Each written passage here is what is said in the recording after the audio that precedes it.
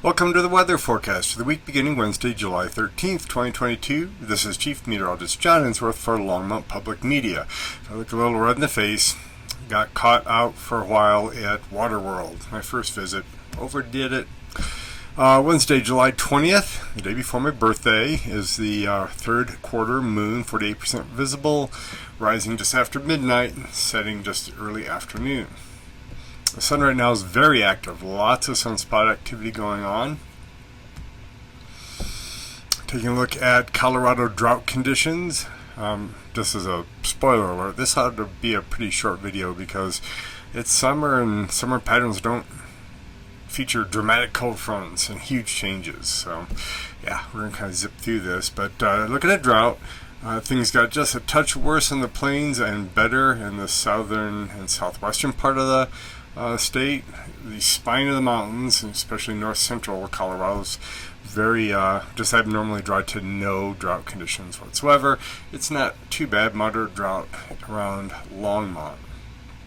Looking nationally, things are a little worse in the southeast, a little worse around West Texas and New Mexico. Not much change in the west going from last week to this week. But looking at the precipitation, it's been pretty plentiful, especially along the mountains and this time out on the eastern plains. So excellent news. The sort of focus of precipitation is sometimes on the west, sometimes on the east, but we're getting rain every week. So let's keep that up. And looking ahead, it looks like it will keep up. Smoke, there's just one large fire in California. A couple in Texas don't matter to us, but there's a general haze that's been kind of circulating around the high pressure system that's going to become the focus of much of the rest of this show. Looking at severe weather, we're going to lose this graphic pretty soon, or this animation, but going to May, second week of May, third week of May, fourth week of May, June, first week of July, second week of July, third week of July. Look how much the normal severe weather chances dramatically drop. So they drop pretty quickly, especially around us, as we go from July into August. So won't be much to talk about. We did not get very much severe weather this year. It was a very quiet year. Nationally, tornadoes started out way above normal, and then met the normal, and now are below normal for count. So yeah, nationally, most severe weather is really turned off. And looking for that severe weather for Thursday, we have some things happening up here near the Canadian border in Montana. There's a little bit in Texas, but around us, just general thunderstorms. For Friday, general thunderstorms for us. Severe weather actually does move north as the summer goes on, and eventually Canada becomes the focus of it. I know that seems strange, but they can get tornadoes up there. And then up here in the Dakotas and Canada is it. We just have a general chance of thunderstorms on Saturday. Looking at the national map forecast for Thursday, the rain and thunderstorms will largely stay confined to the mountains. A few may come out on the Palmer Divide and the Cheyenne Plateau out in the lower elevations, but yeah, don't expect a lot on the eastern plains for Thursday. For Friday, things do spread out there further with some pretty deep moisture on the western slopes. Like I said, shifts from one side of the state to the other, and this is great. Let's just keep knocking away drought. For Saturday, kind of confined to the mountains and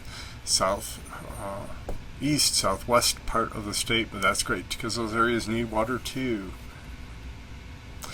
Looking at the ensemble forecast and the normals, normal high temperature is now hit its max plateau, 90 degrees.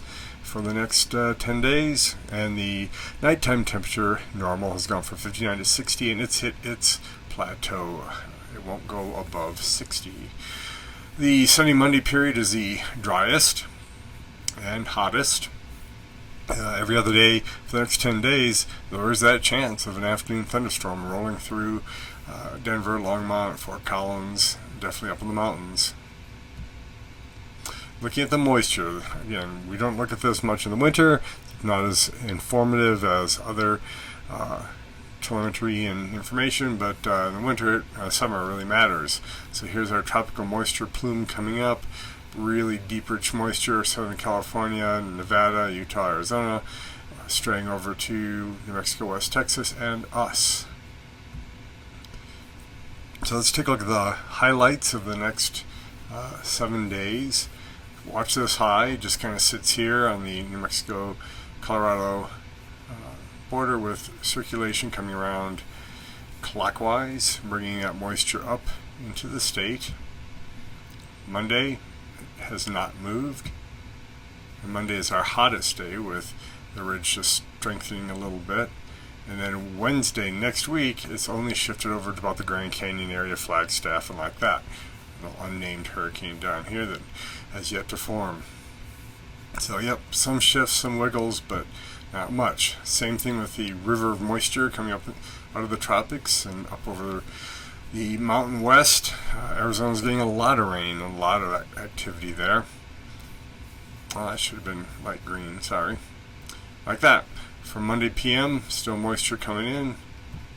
And after a little dry out, Tuesday, Wednesday, the moisture starts coming back. Unnamed hurricane down here, probably contributing to some of that moisture for later in next week. So let's put the animation in. The really big story here is just watching the center of this high. It wiggles over to the panhandle of Oklahoma, then over to the Four Corners area, northern New Mexico, our border with New Mexico. By Monday, it's strengthening slightly. Then a short wave comes by the northern tier of states, then it shifts out to Arizona, Las Vegas area, Southern California. Just doesn't go very far away. I'm not going to show much of the temperatures. There's the afternoon thunderstorms that blow up, and the morning cool, and then afternoon thunderstorms, and every day is pretty toasty. Looking at Sunday into Monday, there's our hottest. You can see it, the temperatures above normal with the almost purpley colors, and then we're just a little bit above normal. Beyond that, there's afternoon thunderstorms again. Oops, I shouldn't have done that. So this is the most informative one, is just watching the moisture, abnormal amount of precipitatable water over the places that are green. You can see we do get a little dry out on Sunday. We're just about normal to just a touch below normal, but right away the moisture comes back. Monday into Tuesday, there's a little dry out there. Like a cold front spreads across Nebraska and out into the Ohio Valley, but kind of skips us. There's a little dry air coming in at the end of next week. There's our unnamed hurricane. It will get named, it's just not until it exists in reality. This isn't as informative either, but you can see thunderstorms for Friday and Saturday, pretty good. Sunday to the southeast of us. Thunderstorms on Monday, kind of limited to the mountains. And Tuesday, up in the northeast plains again. A little bit south of us on Wednesday next week. And so forth. So for the next 5 days, some precipitation's probable, maybe 1/10 to 1/4 of an inch over the next 5.